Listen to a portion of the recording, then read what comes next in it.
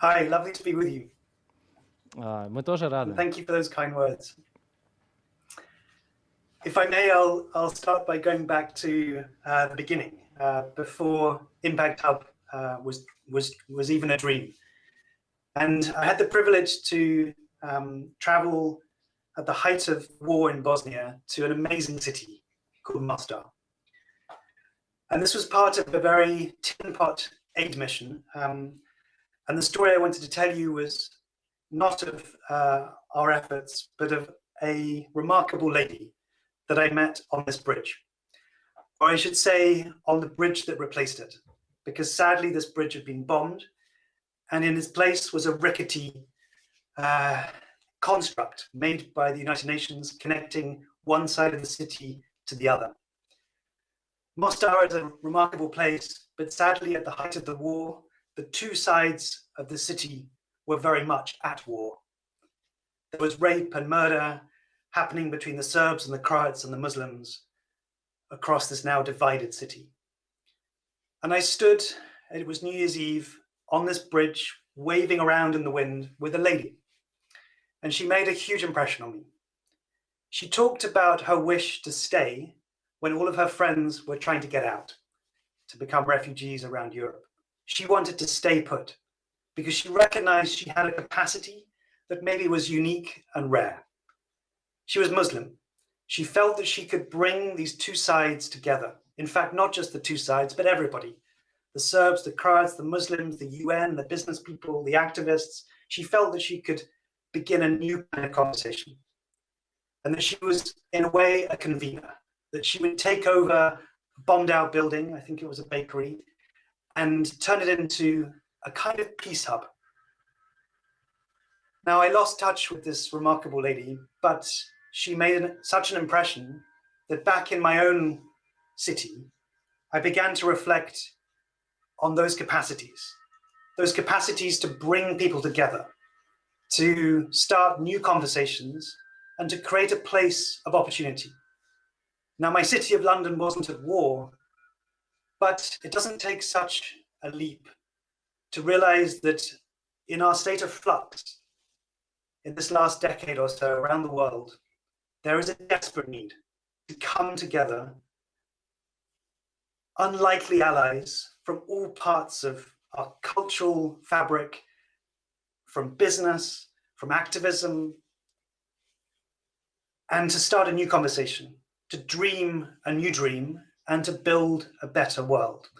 And Impact Hub was the beginning of that, a chance to create a home, not just in London, but around the world, for people with daring ideas of the future to come and realize them. And it was staggering that within only a few months of opening the doors of the first Impact Hub in London, the phone was ringing more from around the world even than it was from London.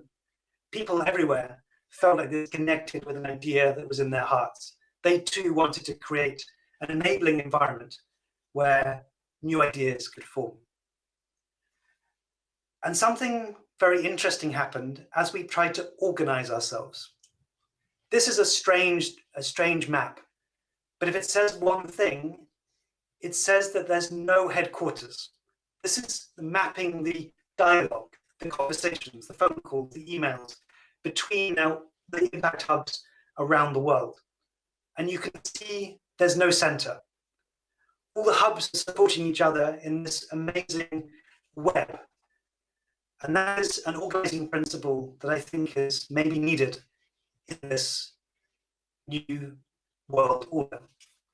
And so if I may, I wanted to share what I've learned over the last years from the pain as well as the joys of building Impact Hub and sharing it with so many people in the process. So I'm going to talk to you about some of those insights and that learning. The first thing I wanted to do was to introduce you to my best friend, the beaver. Now, the beaver is a remarkable creature. Beavers and human beings are the only two people on Earth that are capable of building habitats. We make homes, we build ecosystems. The beaver makes the dam, And after making the dam, new life comes. The fish start enjoying the dam. The herons and the birds start enjoying the fish. The wolves come and start enjoying the herons. And then suddenly the landscape begins to change. New trees form, new habitats are created. And I think there's something in the art of what the beaver does to build dams that maybe all of us in our different ways need to learn the skills of for the future, to create ecosystems that are enabling environments for all of us and our friends to thrive. So the beavers are, I think, remarkable. So too is the swan. I try and remember the swan when things are all a bit too much, when there's too much chaos, when the pressure is too much. I remember the swan because on the surface, above the water, it looks so beautiful, so serene. When of course we know that underneath the swan is flapping like crazy to move around. And I think that has been the journey for me with Impact Hub and many other things. It's the balance of the chaos and the order, and trying to hold those together. The starfish is fascinating. This is a bit gruesome, but if you cut off one of the legs of the starfish, it's okay. The starfish survives and the leg grows into a new starfish. And this was difficult for me. When the hub was growing around the world, one or two of the hubs broke away, wanted to do their own thing. But I think I became more at peace, recognizing the value of seeding these new ideas into the world and being comfortable that even if you chop off a leg, it's okay. The leg grows and the starfish survives. Rocks and pebbles. This has taught me a lot about how to hold on to a few things that are most important, but let go of the pebbles, to let go of the things that matter less. And in all the different issues, what are the 2 or 3 things that really matter, that we should hold close to us as rocks, and then become comfortable letting go the pebbles to wash around in the sea, because that's fine. Now, maybe it's strange to turn to Visa, but there's a remarkable story behind Visa. I was talking to an amazing gentleman, D. Hock, on his farm in America not so long ago. He founded Visa, Mr. D. Hock. And his story is how to create an organization that balances competition with collaboration. Because Visa was founded out of all of the banks in the world, fighting with each other, competing, and causing quite a lot of damage as they were giving credit and money to lots of different people. So they needed to come together to have a shared language, to have a shared infrastructure, so that they could compete, but also to collaborate on the things that really matter. And so in the architecture of Visa, I think there is something very interesting about what D. Hock calls chaotic, balancing chaos and order, competition and collaboration. I'm too scared to have acupuncture, but there's something very interesting, I think, about how small interventions can liberate maximum rewards. How can just a pinprick spread such energy? And for Impact Hub, for me, is a small example of how the art of creating just a little bit of acupuncture to liberate all the energy and potential of the amazing communities that form around these spaces. And then this place that I had the privilege to spend time over the last few years is a refugee camp on the Syria border. And it's stark. It's a very unwelcoming, barren environment, I think maybe deliberately put in the middle of the desert. But the journey that I've been on over the last year or two with the community that live there is to believe that from the impossible can come the extraordinary. I can't show you pictures because the pictures are banned, but maybe one day I can get them to you. But over the last 18 months, a journey of transformation has happened where communities have stopped believing and feeling like beneficiaries of aid and started to feel like active citizens, able to shape and mold their own lives for the better. They've repainted, they've planted agriculture, they've started their own nurseries, they've started their own schools, they've started social enterprises, and they're innovating all the time in response to challenges they face. So this refugee camp turned into one big impact hub in a way, an environment where amazing talents can thrive, not as beneficiaries, but as active citizens able to shape their own lives. And then I'm nearly there, but with Jo Cox, who was an MP in my country, she was sadly murdered a few years ago. And it was her spirit that has stayed as a big inspiration for me and many others. She said that there's more that unites us than that divides us.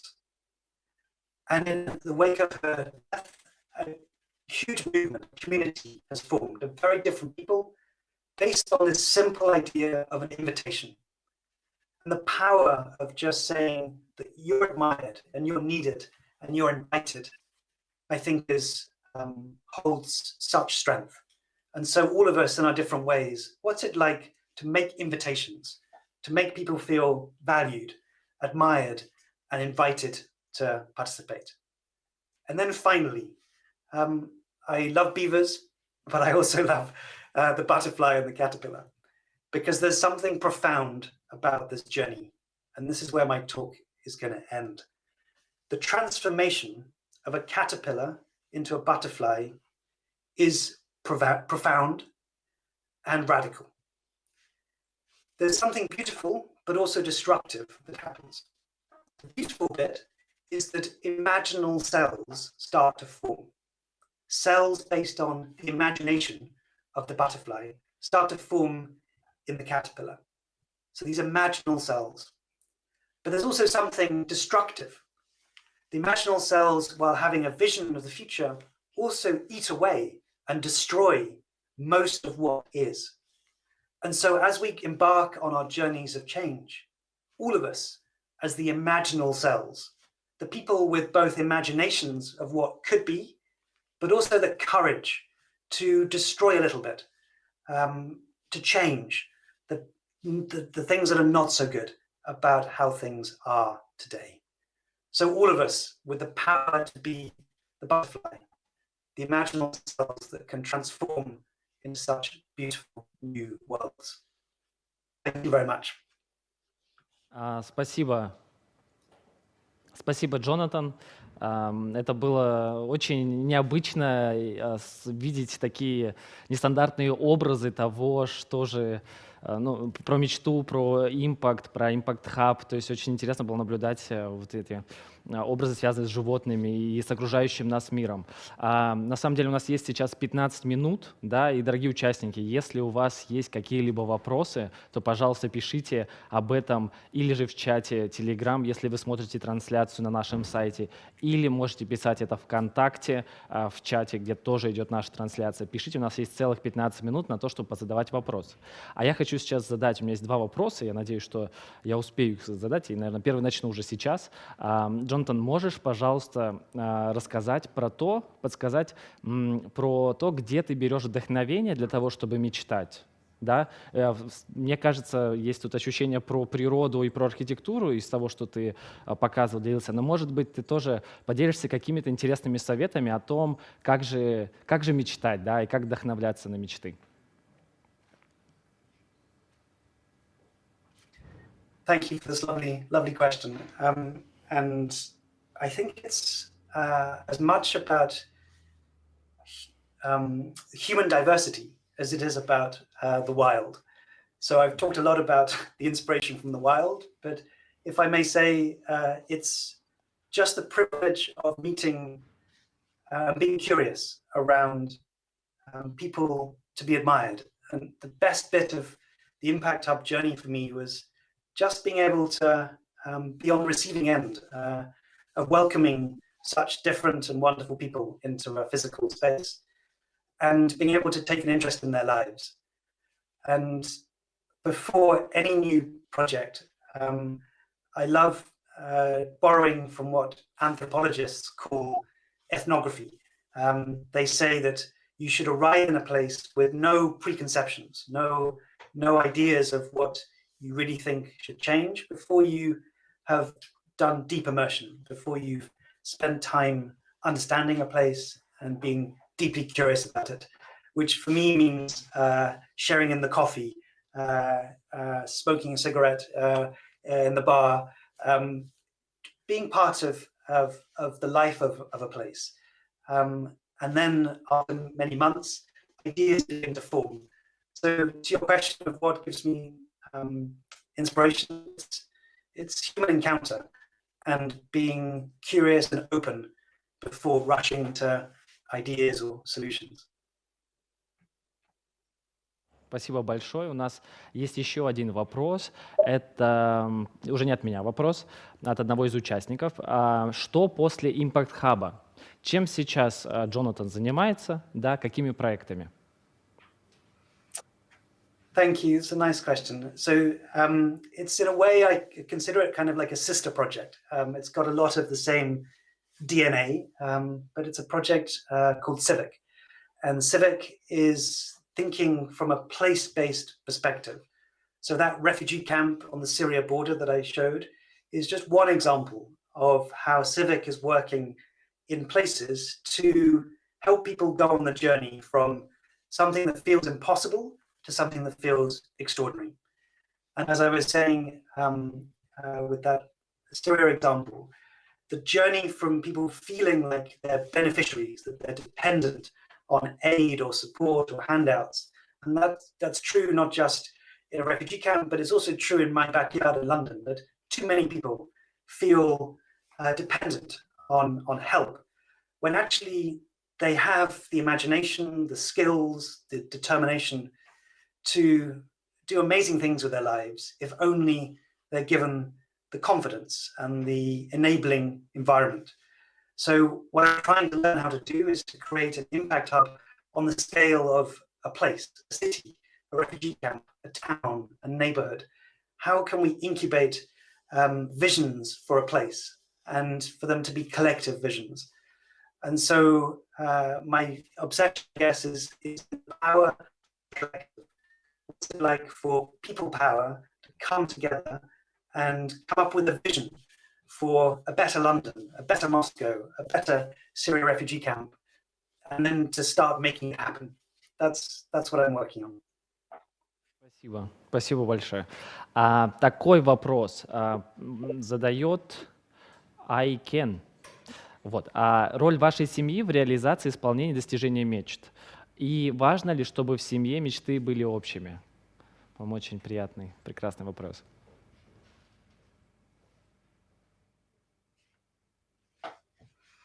It's a lovely question. I don't think we all need to have the same dreams, but I think having the confidence to talk about them, to cultivate them, having the courage to dream is, I think, so essential, and it's a skill that maybe is not always being cultivated to the level that the world deserves.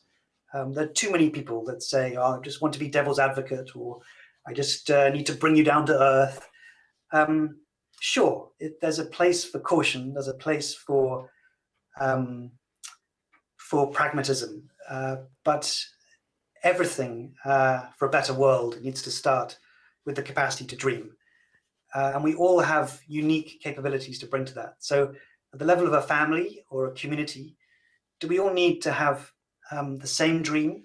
No. But I do think that it's helpful to have shared common purpose. If I tell you a very quick story, when I was spending time in Afghanistan, I had my perceptions about the Taliban completely changed when I was in Helmand.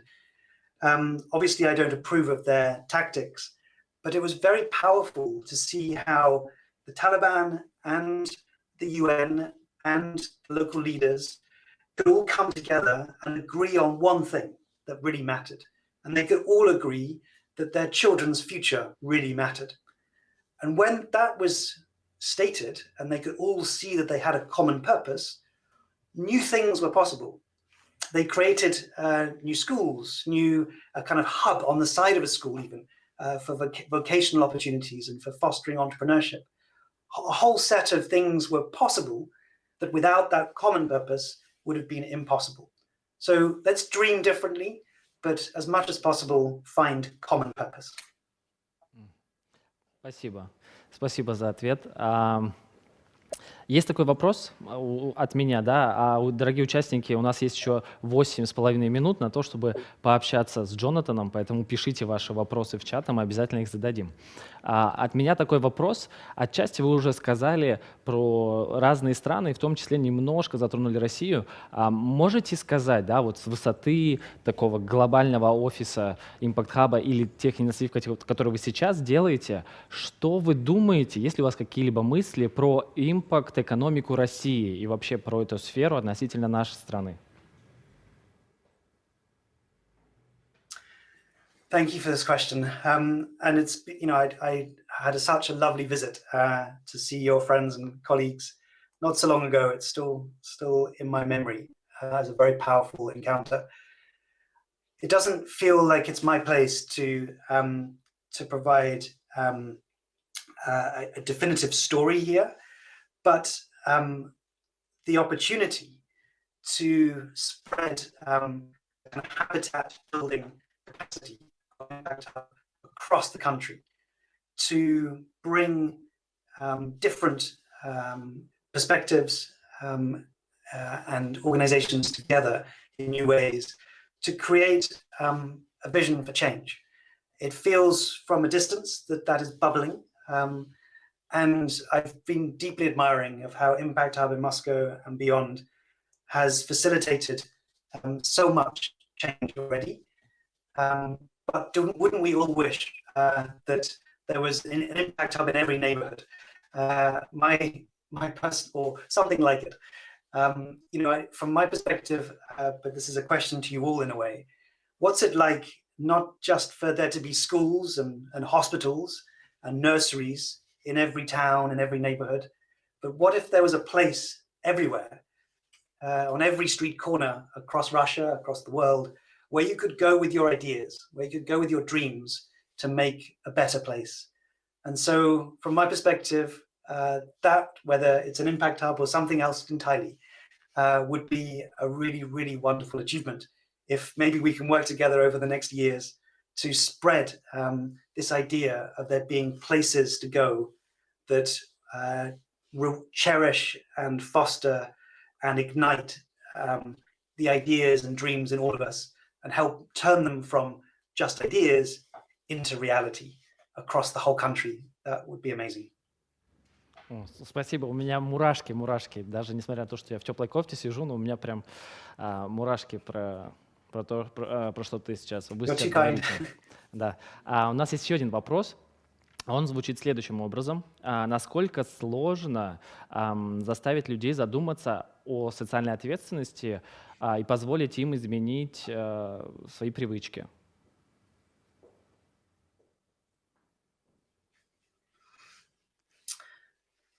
Honestly, on a good day, I think it's easy. On a bad day, I think it's really tough. So yeah, and let's be honest, it's not always easy. But let me say this: I think it becomes easy if we stop seeing the world in two parts. Social change and social entrepreneurship is not, from my perspective, some add-on. It's fundamental. It's not that in 10 years' time there'll be some businesses that do something and then some other businesses that do social things. Every business in 10 years' time should be a social business. And so I think the art of the challenge ahead of us is to implicate everybody, to make this everybody's responsibility, and to find joy in everybody, whether they're the bankers or the fashion designers or the politicians, to make this everybody's responsibility. I think that's the trick, and to make it delightful and inspiring and purposeful, because there's nothing that gives people more joy, in my experience, than having a purpose and having a strong dream of how one's energy can make the world a little bit better. So is it easy once we all have our sense of purpose, not just as a small community, but everybody? I think it is relatively easy. It's just we've got a little challenge in how to go from being quite a small community to this being an invitation to absolutely everybody. Спасибо. Спасибо, Джонатан. У нас есть еще, знаете, прямо сейчас у нас происходит, знаете, такой процесс общения людей друг с другом, помимо того, что они являются участниками импакт-феста и получают разную информацию, в том числе вдохновение, у них еще получается друг с другом общаться. Мне кажется, это вообще сила импакт-хаба как сообщества. И я вижу, что здесь есть вопрос, который адресован участникам к участникам. И тем не менее, здесь есть такой момент, про который хотелось бы у вас спросить. Это когда ты мечтаешь, ты идешь навстречу к своей мечте, и твой результат получается не таким, на какой вы бы рассчитывали. Что бы вы посоветовали делать людям в таких ситуациях?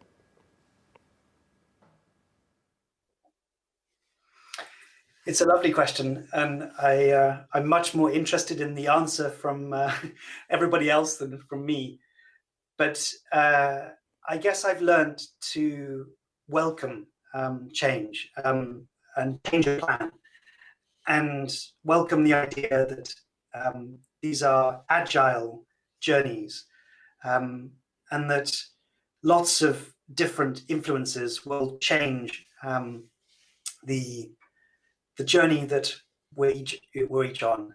So rather than trying to control outcomes, I think half the joy is in learning to move with them. And a bit like the rocks and the pebbles I was describing, make sure that there's a small number of things that we can articulate as deeply important. The rocks, our values maybe.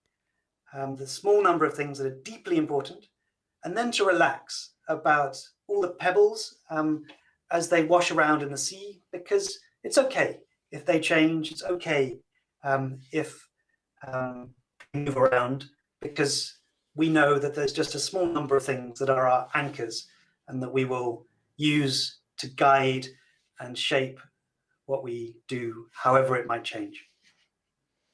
Спасибо, Джонатан. На самом деле у нас заканчивается время, и это был последний вопрос. Возможно, если есть сейчас желание, какое-то, знаете, пожелание сделать всем людям, которые сейчас находятся, вот делают первый шаг в рамках импакт-экономики, то у нас есть буквально 15 секунд на то, чтобы что-то пожелать людям, которые сейчас мечтают сделать мир лучше. I just wanted to say a huge thank you. You asked me what gives me energy, and it's encounters like this. You were so kind in your introduction, and I just wish that there would be the opportunity to meet everybody and to spend time talking through your ideas. Please get in touch. It would mean everything in the world to me to have a two-way dialogue and discussion and encounter. So I'm here. I would love to hear from you. And thank you for everything you do. Thank you for your inspiration to me and to the people around you. Keep going. Some days it's tough, but you're doing remarkable things. I hope we can meet together soon. Да, мы тоже на это надеемся. Спасибо. С нами был сегодня Джонатан Робинсон, это основатель Impact Hub. Мы обязательно еще встретимся. Сейчас мы будем двигаться дальше.